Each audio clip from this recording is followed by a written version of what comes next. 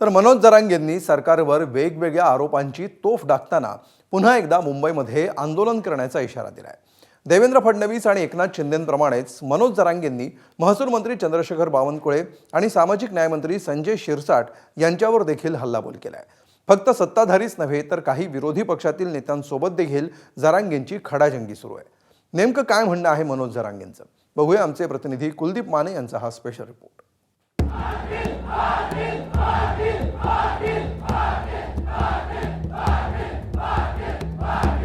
मनोज जरांगेंच्या नेतृत्वात गेल्या वर्षी भगवं वादळ मुंबईत धडकलं तेव्हाची ही दृश्य, आणि आता पुन्हा 29 ऑगस्टला आंदोलनाची हाक देणाऱ्या मनोज जरांगेंनी मुंबईकडे कूच करण्याचा इशारा दिलाय। 3 वर्ष झाले ते आंदोलनाला, तुम्ही 3 वर्षातही काय करत नाही येत म्हणल्याच्या नंतर आता आम्हाला आमच्या पद्धतीने न्याय घ्यावा लागणार आहे आणि एखाद्या वेळेस मुंबईलाच आंदोलन करण्याचा निर्णय होऊ शकतो। 100% मराठे मुंबईलाच जायचं म्हणणार आहे, मुंबईतच आंदोलन होऊ शकतं। आता 2 दिवसापासून खलबतं चालू आहे की पाटील मुंबईतच जायचं। सगळे मराठे कामं बंद करायला तयार आहेत, नोकऱ्याला रजा द्यायला तयार आहेत, व्यावसायिक कुलप लावायला तयार आहेत, त्यांच्या व्यवसायाला बंद करून यायला तयार आहेत। गरीब मराठे शेतातले कामं सोडायला लागलेत। सगळ्यांचं म्हणणं आहे मुंबईतच आंदोलन करायचं। यंदा फक्त महाराष्ट्रच नव्हे तर देशभरातले मराठे मुंबईत धडकतील असा इशारा जरांगेंनी दिलाय। आता तिकडून पण येणार, सुरत मार्गे हरियाणा, मध्य प्रदेश, राजस्थान, बडोदा, गुजरात, मध्य प्रदेश,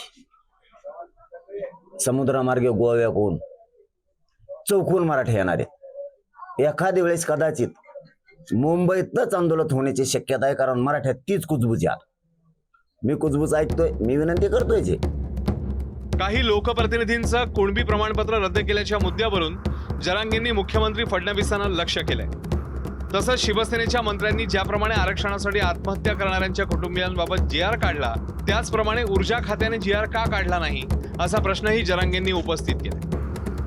तुम्हाला बलिदान गेलेल्या कुटुंबाचा महावितरण मधला ऊर्जा विभागाचा मंत्रालयाचा जी.आर. फडणवीस साहेब काढता आला नाही।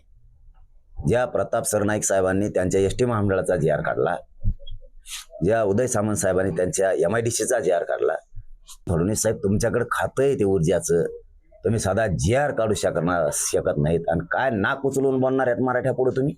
उलट नालायक हे तुमच्या बावनकुळ्यासारखे लोक मराठा समाजाचे प्रमाणपत्र रद्द करतायत।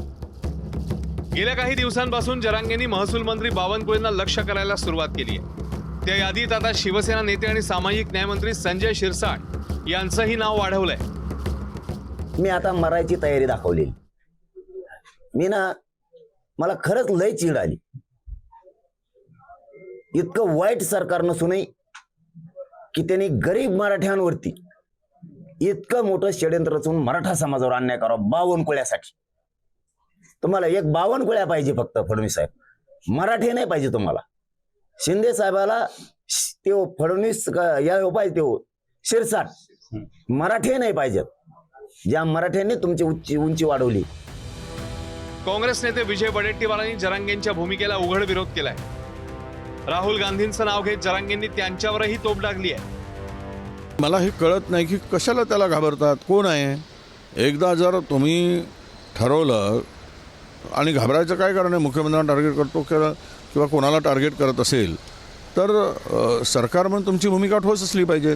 कशाला पायगळे घालताय, कशाला मंत्री पाठवताय, आमदार पाठवताय।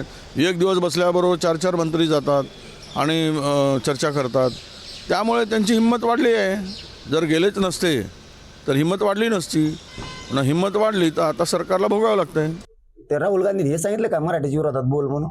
राहिले काँग्रेस बोटावर सुद्धा मदत करायला नाही, काँग्रेस आणि बेसराम कशाला घालतो खड्ड्यात? नीट राह ना, तू किती बोलला तरी मी आरक्षण घेणारच आहे।